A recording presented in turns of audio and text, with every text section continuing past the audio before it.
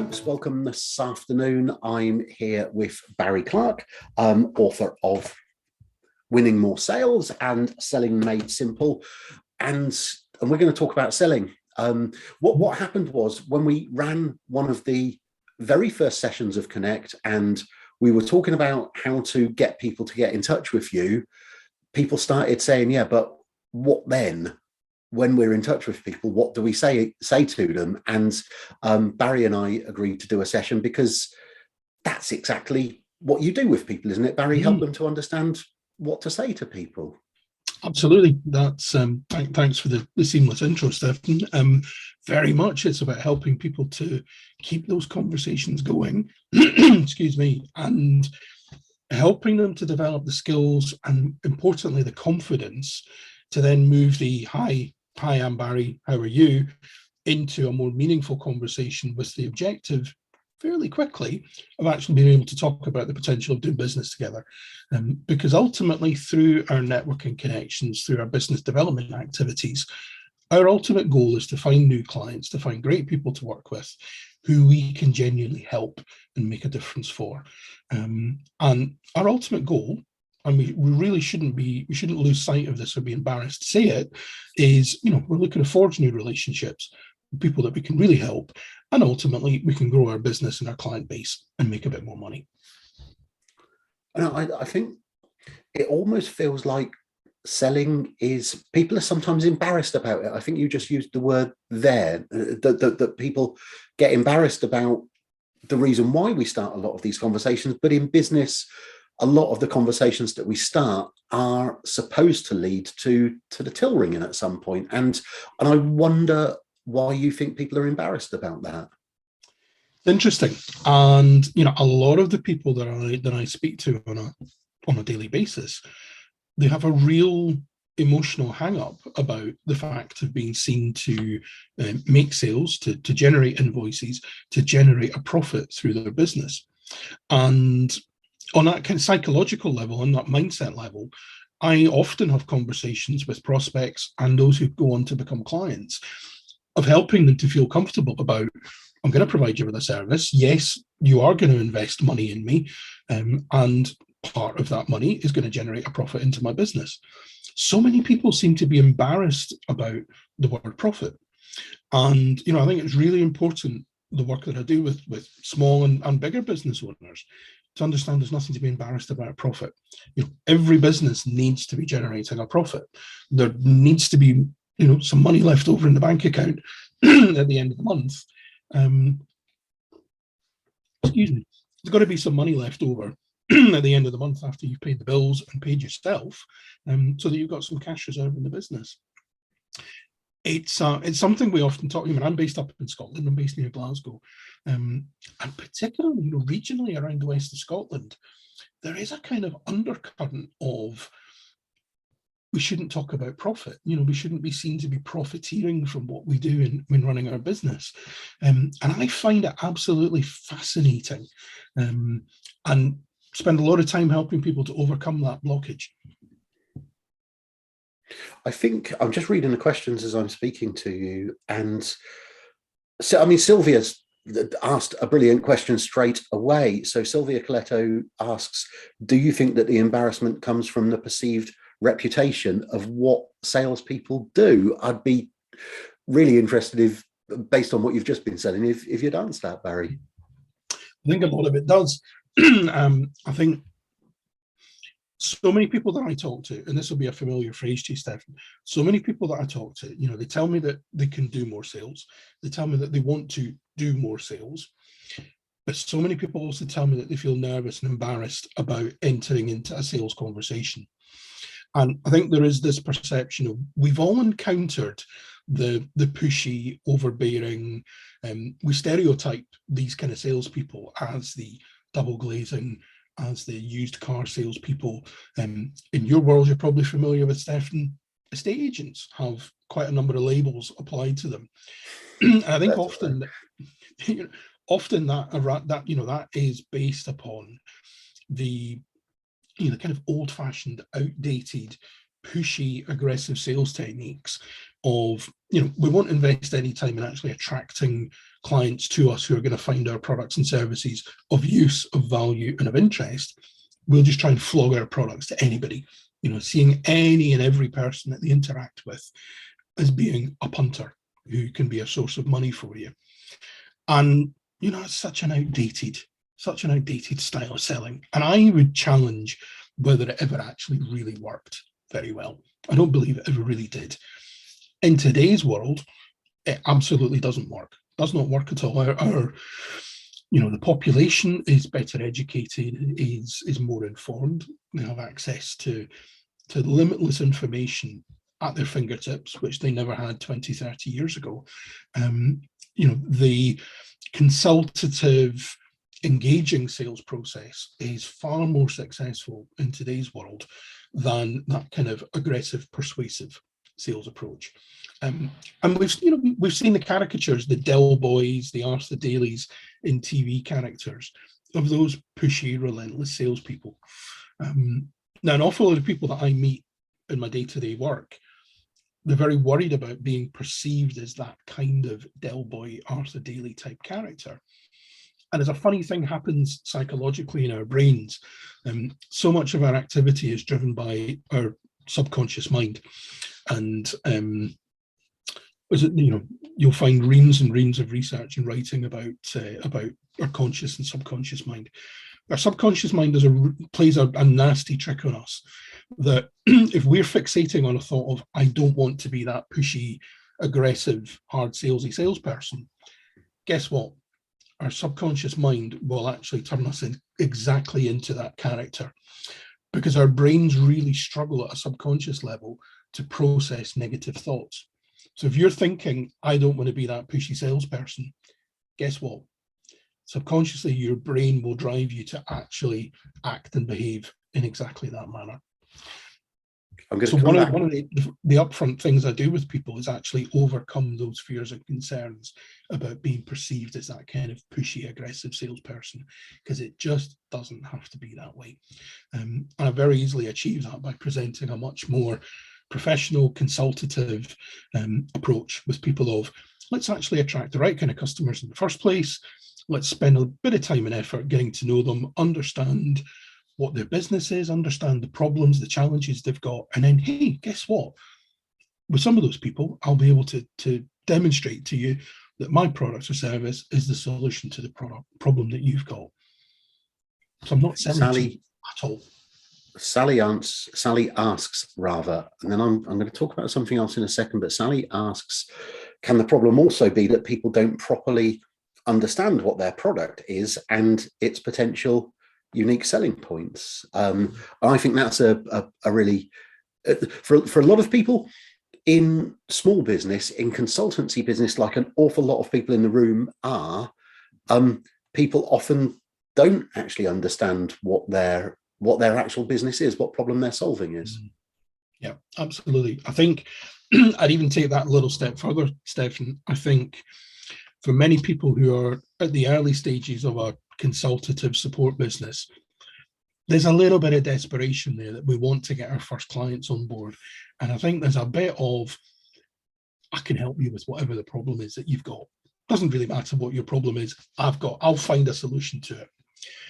And I think that's kind of it. That philosophy is encouraged by, I've got quite a lot of, Richard Branson's a very divisive character. I think he's done a lot of good things. He's done some questionable things as well. I don't think he helps in this particular context. His famous quote of, the answer is always yes, and then we'll figure out how to do it afterwards. I have a problem with that.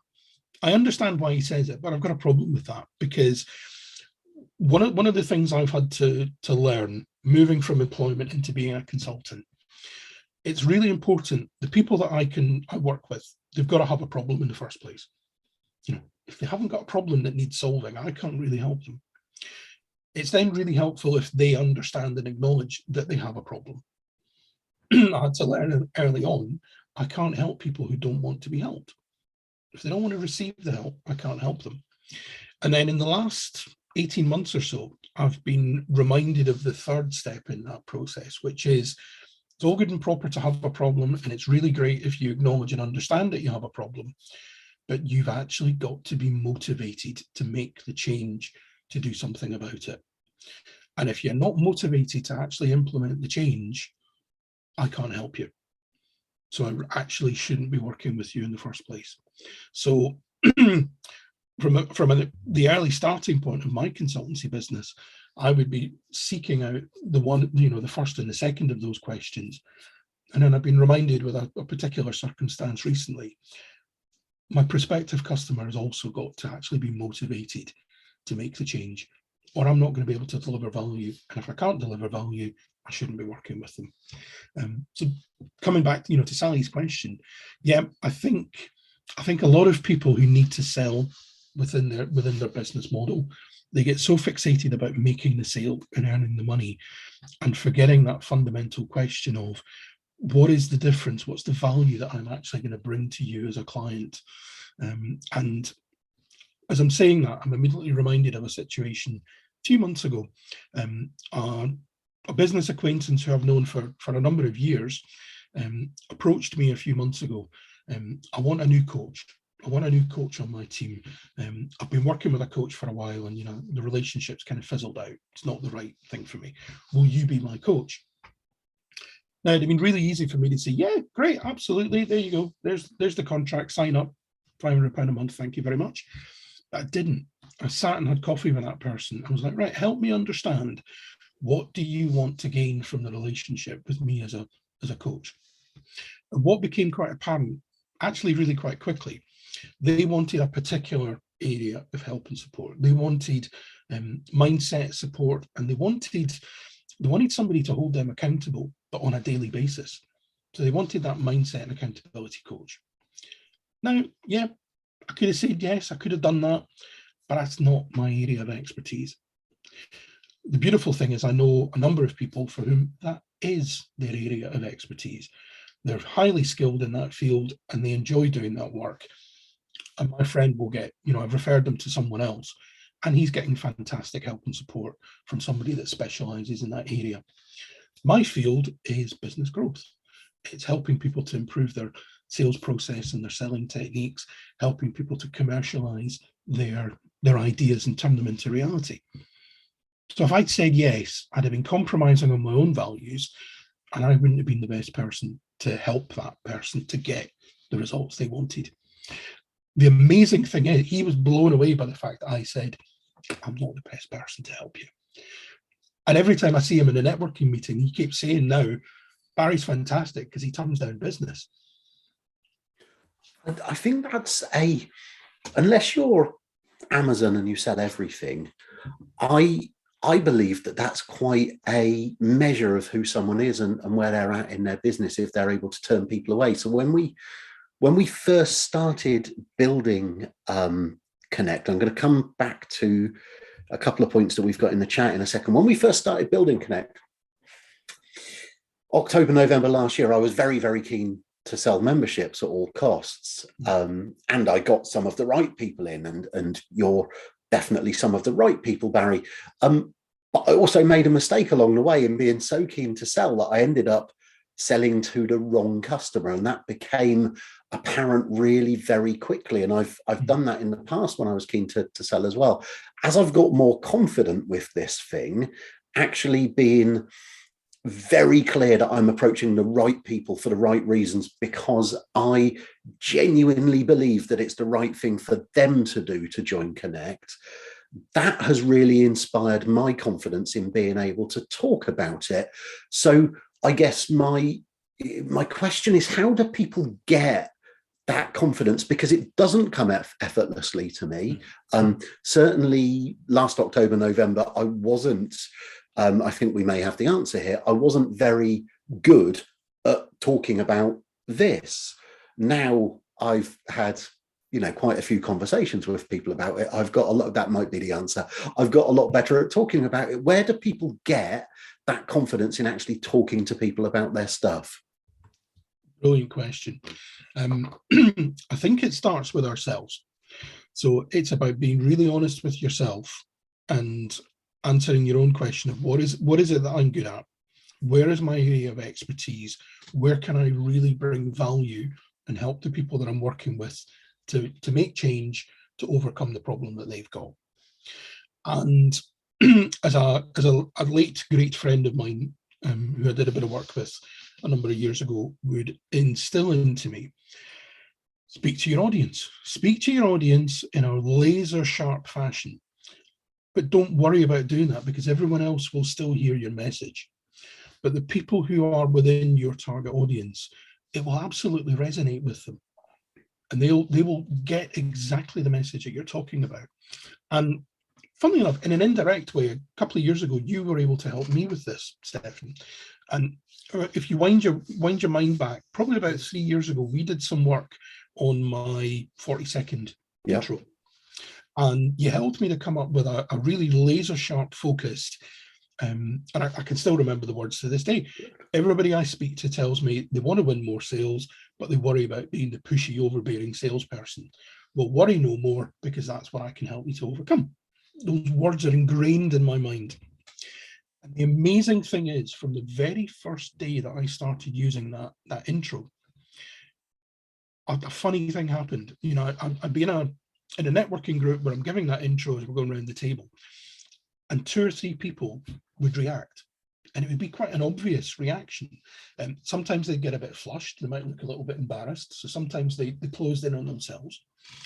Sometimes the person would turn next to their friend they were sat next to and go, he's talking about me. Sometimes they would kind of just look up and maybe nod their head, that's me you're talking about. So guess what? When we were having our one-to-ones at the coffee break, who would I go and speak to? Everybody who I saw a reaction from, because that was my target audience actually reacting right in front of my eyes. And the amazing thing was, still to this day, if I go into a face-to-face networking group and I use that intro, there will still be 2 or 3 people who react, because I'm speaking directly to my target audience. Everyone else still hears me. And 6 months later, someone else might come and say, actually, can I have a chat with you about that? I think, see, that leads to the points that both Paul and Karen have made in here, that Paul says it's very possible a lack of technique or a lack of training leaves in danger of either being ineffective, not asking for the deal, or being too blunt and losing the deal, which is where training or coaching from Barry comes in. And Karen makes the very important point, there's a big difference between profit and profiteering. Profit is the thing which ensures the relationship is still there when the customer needs it. Really like that explanation, Karen. I think one of the things that I've talked about and where this conversation came from, and by the way, if you're watching or listening to this and you've got a question, put it in the Q&A or the chat, and I'll make sure that Barry answers it. One of the things that we talked about, which led to you and I having this conversation today, is that I have a process now. I identify the people who I think will do really well from being a member of this group, and that they will be the right people to fit in with this group. And then I send them an email, and then they tend to respond. And if they respond, it tends to be in the positive. People will respond and say, that sounds interesting, let's have a chat. I get on the phone to them as quickly as possible. I always like to take any conversation to voice or face-to-face as quickly as possible.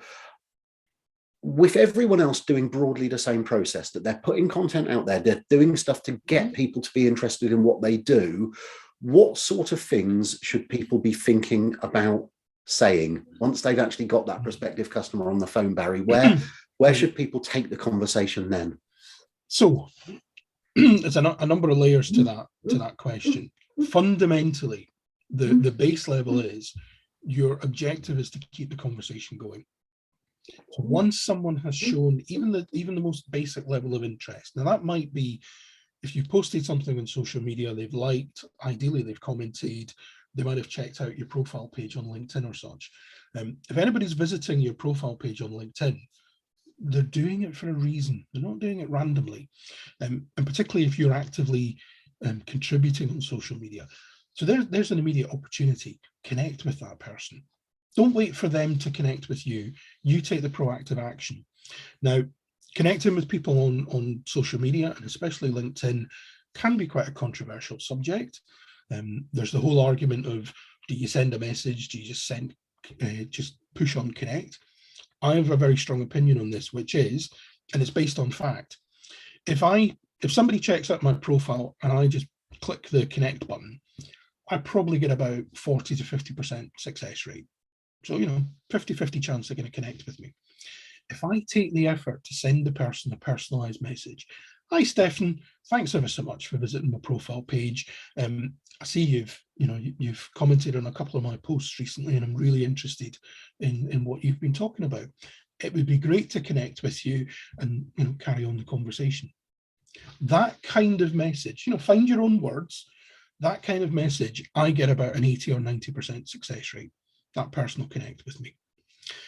If I'm prospecting through LinkedIn, and it's a fantastic tool for doing that, if I'm seeking out people that I want to connect with, sending them a really personalized message, and what I'm basically saying is, look, I'm genuinely interested in connecting with you, and I'd like to carry on a conversation. What I'm also subtly saying, without saying it directly, is I'm not going to spam you. I'm not going to try and sell to you. I just, I'd like to get to know you a bit and have a conversation. And again, I have a really high success rate in that respect. Once you get connected with someone, really controversial topic at the moment, and it's being talked about a lot on social media, is this, it's a bit like the childhood game of, knock and run on the doors. It's, connect and spam. And it drives me mad. And it drives a lot of people mad. I have a lot of conversations with people on this. So I'm going to start with a negative, which is, if you're getting connected with a new person on social media of any platform, don't pitch to them. Don't try and sell. It's a really unprofessional thing to do, and it will just sour the relationship. Somebody's connected with you, they've shown a bit of interest, have a conversation. As hopefully you would in a face-to-face network environment, you can have a bit of a chat. Now, how do we structure that chat, even in the online social media world? Well, anybody that's followed any of my ramblings, at some point you'll have heard me talking about the fact that Mother Nature gave us 2 ears and 1 mouth. And it's a great mantra in life in general, but especially in the sales world. Use them in that order. Listen twice as much as you speak. So when I'm connecting with somebody new, I want to make the conversation about them. I want to learn about that person. And I will gently move the conversation in the direction of their business. But in order to do that, I've got to build some rapport with them quite quickly, and I've got to earn some trust. And something that I was taught a long time ago, as human beings, we all love to talk about the same subject, and that subject is ourselves. Now, whether it's us as people, if like me, believe it or not, I am on the more introvert end than the extrovert end of the scale, and I suspect a few of us in this group probably are as well. I don't particularly like talking about myself, but if you ask me about my family, if you ask me about my business, and yes, those of you that know me quite well will know I am one of those dog-owning bores.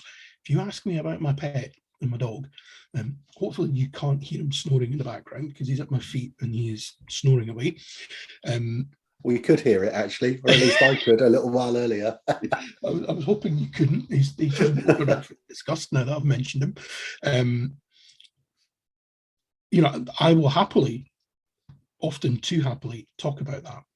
But what you're doing, if somebody meets me, checks out my social media, you'll quite quickly know that I've got a dog, that I've got a Labrador, and you'll probably find his name quite quickly. If you start asking me how the dog is, have I been for a nice walk recently, you're immediately starting to build rapport with me. You're making the conversation about me, and subconsciously, that is going to make me feel good because you're showing interest in me. I then gently move that conversation into how the business is. How's things going at the moment? And here's the thing. If you ask the right question, it is amazing what people will tell you. So a really powerful trick here is, arm yourself with a couple of killer questions, whether it's for your one-to-ones, whether it's for discovery calls, whether it's for, initial scoping meetings with new clients. Arm yourself with a couple of killer questions and then just sit back.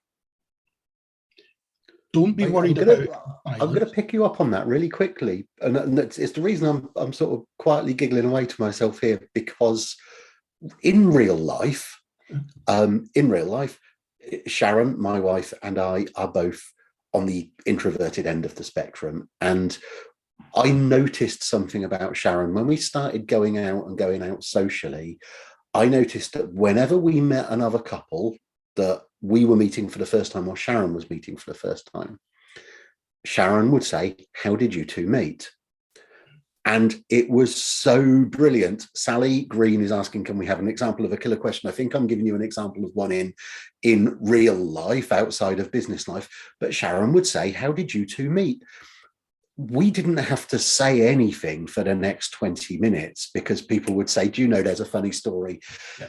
And it was doing that thing of getting other people talking about themselves. So that's Sharon's killer question in real life. Sally has asked, and I'm going to come to the other questions in a second. Can we have an example of a killer question in business and sales life, Barry? Let me take you back to one of my previous roles. I used to run a high-end wedding and events venue in the Midlands, and I was leading a team there who were selling weddings predominantly, but at the luxury end of the market. We were high-end product, and we were unashamedly charging quite high prices for it. Now, when I first took on that business, we had a conversion problem. We were getting lots of inquiries. We weren't converting them into bookings. So everything that we've just been talking about, we implemented. And I completely changed the first inquiry. So the first time we're sitting down with a prospective couple getting married, and we only had to ask one question. So I would sit down with the couple, and my killer question was, I bet you've been planning your dream wedding for years. Nobody ever said no to me. They would always say, "Oh, yeah, you're right. So tell me all about it." And I would just sit back. And I would probably sit and listen for 15, 20, 25 minutes. And what's happening is the couple who are planning their wedding would basically tell me everything that I needed to know. Yeah. Was it a big wedding? Was it a small wedding? Was it lots of family? Was it lots of friends? Was it going to be small and intimate? They would tell me everything that really mattered to them. And then here's the thing. Once they've told me, well, a couple of things. Sometimes you ask the question, you let the person speak, and then inevitably they'll dry up at some point. So you just follow up with another question. It might be they've said something that you want a bit of clarity on. So just ask a question to dig in a little bit deeper. And guess what? They will then start talking again. You just need to keep them talking. What would then happen is, I'm actively listening. So it's not just about the fact that they're talking. I'm actively listening for the key points of what really matters to them. And then here's the thing. When it came to actually presenting our solution, presenting our product, I would only show them what they've told me matters to them. So, for example, if they've told me that it's going to be a big wedding, fluffy white dress, and they've got probably 200 guests, family, friends, all the rest of it, there's absolutely no point in me showing them the small room that can only take 50 people. So I would show that I'd immediately take them to the big grand ballroom. I'm showing them exactly what they've told me they want. We want somewhere, we don't just want the same boring wedding photographs. We want something a bit different. Great. Okay. So, we've got 28 acres of grounds outside. Let me go and show you one or two of the spots that we use. And I'd show them what they'd asked me for. So I didn't have to sell. I've asked them what they're looking for. They've given me the information, and then I'm showing them what's relevant to what they've told me.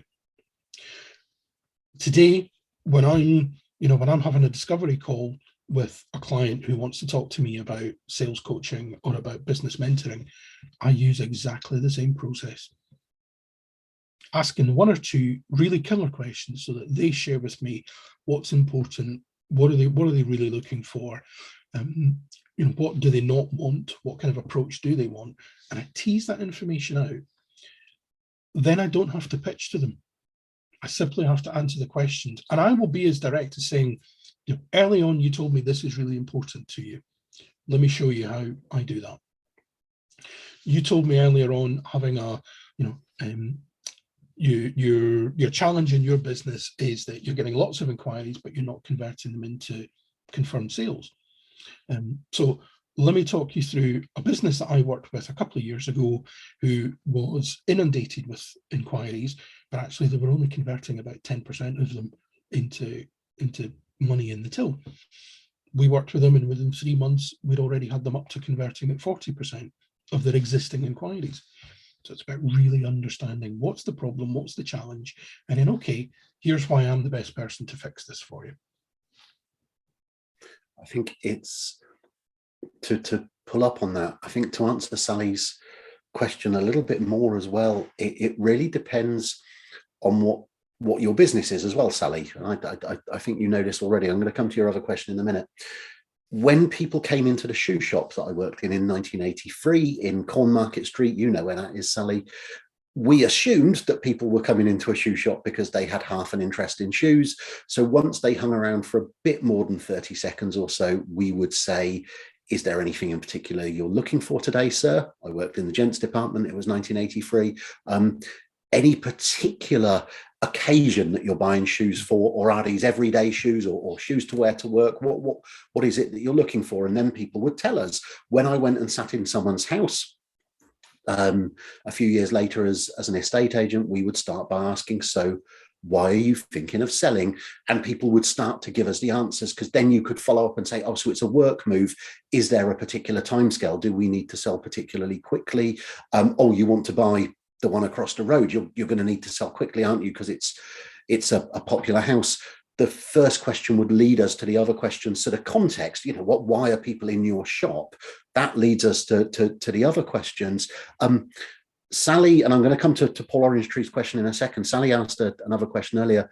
Talking to the actual customer is key, but we need to remember that things have changed a wee bit since the internet took over. When our customers arrive at us, they know a lot about us already. They've probably already seen us on video, read blogs from us, what Google refer to as the 0 moment of truth. People do their research before they picking up the phone. How, Barry, does this change the sales process? Yeah, it's a really good point, and it has changed at a fundamental level. And I think, a really good example of this, I was talking about my former life of running a large wedding venue. If we went back 10, 15 years, the demonstrated model was couples who are looking to organise their wedding would probably go around 10 to 12 different venues, visit them, check them out, see what they look like, get a feel for it. Today, people visit 2 to 3 because they've done all the research beforehand. It's all available on the internet.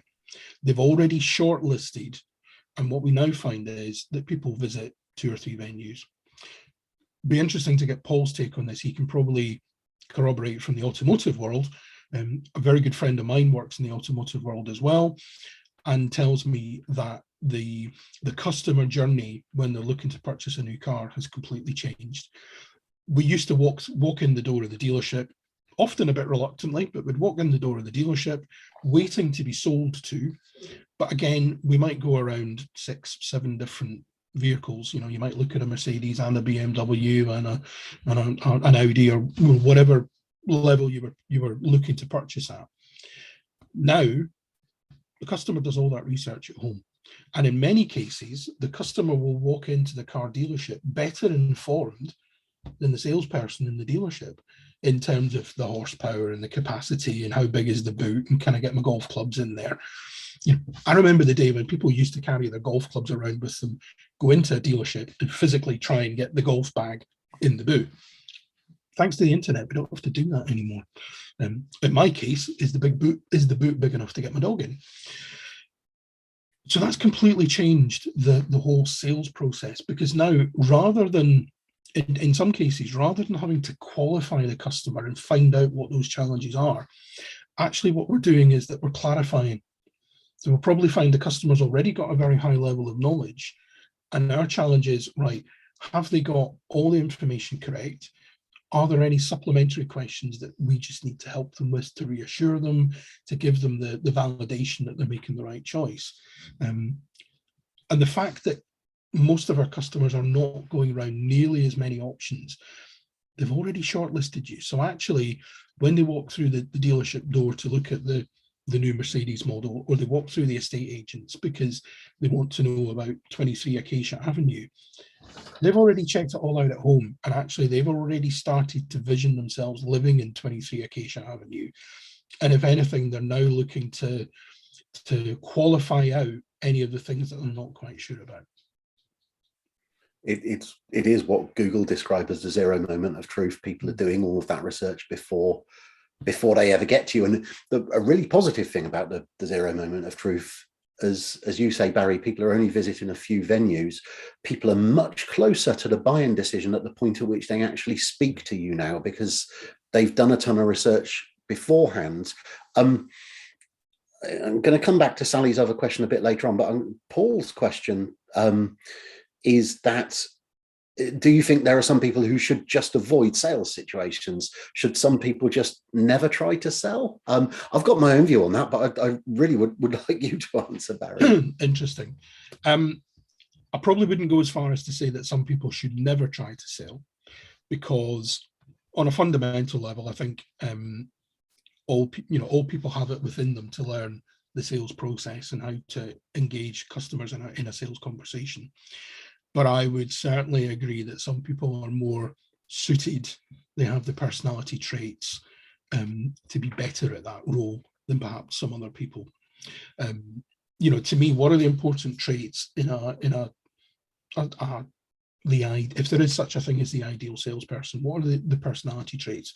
The ability to build rapport with people quickly, the ability to have good active listening skills, to be able to think on your feet.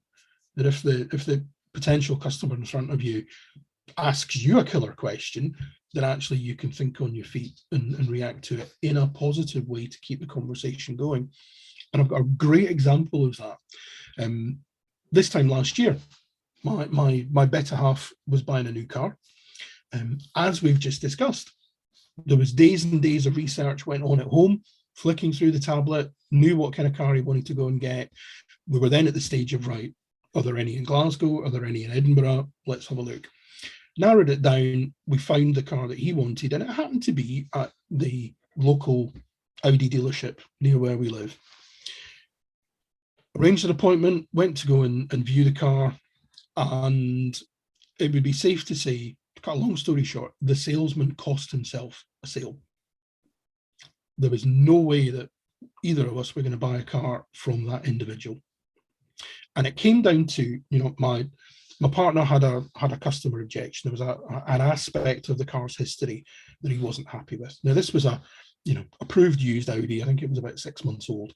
It transpired it was an ex-rental car. And for my other half, for my partner, that was a deal breaker. He did not want to buy an ex-rental car. I won't bore you with the reasons why, but he did not want to buy an ex-rental car. And the sale, I was astonished. I meet some poor salespeople, but I was astonished at the salesman, because when Andy said, "This is an ex-rental car, isn't it?" That's a bit of a deal breaker for me, if I'm honest. Have you got any others in stock that are not ex-rentals? Pretty simple question, and it was a fairly straightforward answer to it. The salesman's answer was to get really defensive and said to us, "I'm just a salesman. I'm here to sell the cars. I don't know about their history." Wow. And we literally walked away. I bet.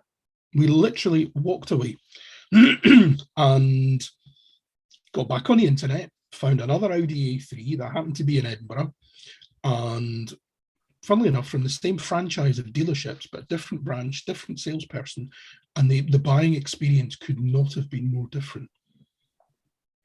But that sales guy cost himself the sale. So, are there some people who maybe shouldn't be in frontline sales? Yeah, there are. I think, to add an answer to Paul's question, I think that if you own your own business and you're bootstrapping and you haven't got a sales team like the rest of us, then you've got to learn these skills and you've got to get better at them. I think there are people who should never be employed in a sales role, which your story confirms, Barry, and I think that answers Paul's question. I like Sally's question, which she's put here. Why should sales and marketing teams talk to each other, Barry. And I'm going to expand that a little bit. And what if you are the sales and marketing team, because you're the type of business that that we've often got around us who are doing both roles? Absolutely. I think the sales and marketing are functions that are often lumped together into one job title, into one function. Now, in businesses of our scale, I like your phrase of bootstrapping. In my business, the sales function and the marketing function are undertaken by the same person. Absolutely, it's me. And for most of us watching this call today, it's probably likely to be the same thing. But lumping those two areas of expertise together is, it's a bit disrespectful to what the two arts are. And, to my eyes, Sally and I have debated this topic a number of times, and I think it's safe to say we're quite like-minded on this. They are kind of two opposing forces, but they're interdependent. A business needs to have marketing activity to generate interest, to really understand who your ideal customer is, to understand how your product helps your ideal customer and gives them a solution to their problems. In really base terms, the marketing function will generate and create the interest, and it will generate the sales leads. I talk to a lot of businesses that tell me, we've had this great marketing campaign. Well, I thought it was great because it didn't work. It didn't generate any sales. To which my immediate question is usually, talk me through what your sales process is. And what I often find is that they've invested time, money, and resource into a successful marketing campaign. The marketeers have done exactly what they've been tasked to do: generate interest, generate views, clicks, to generate sales leads. Tell me more about your product. And then they have no sales process to turn that interest into money in the bank.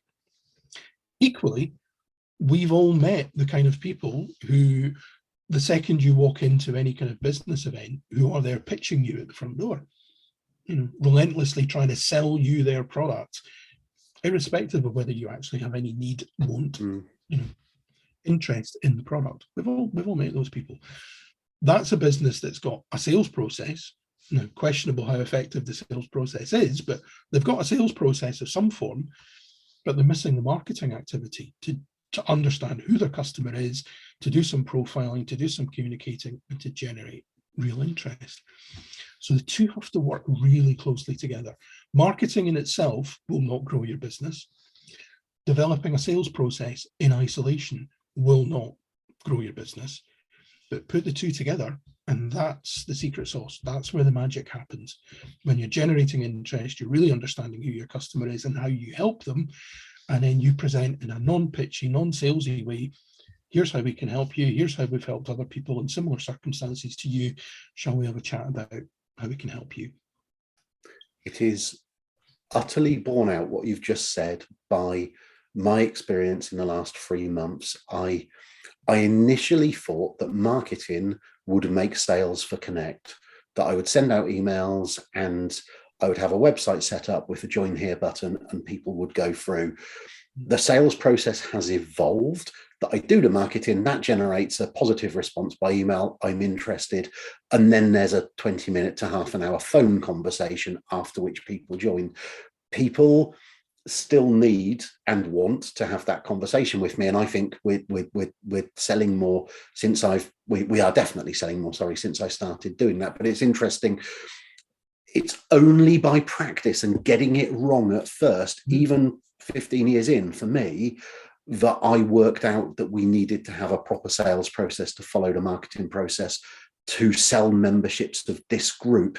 And I strongly believe that it's by practice in this stuff that people will get better at it, Barry, by actually throwing themselves in and having those conversations once they've had a bit of advice from you on what to say. That's how they'll get more confident, won't they? Absolutely. What is the worst that can happen when you have a sales conversation with a prospect? What realistically is the worst thing that can happen? They might say no to you. Now, here's something. I've never yet met a salesperson who's got a black eye from having a conversation with a prospective customer.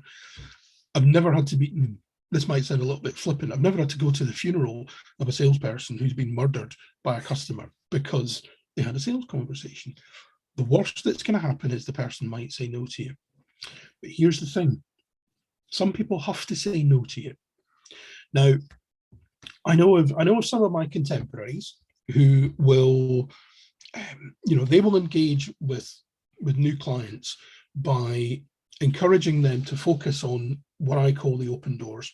So attract to you the people who already want to buy from you. Okay, fair enough. But my belief is actually they're a small proportion of the conversations that you have.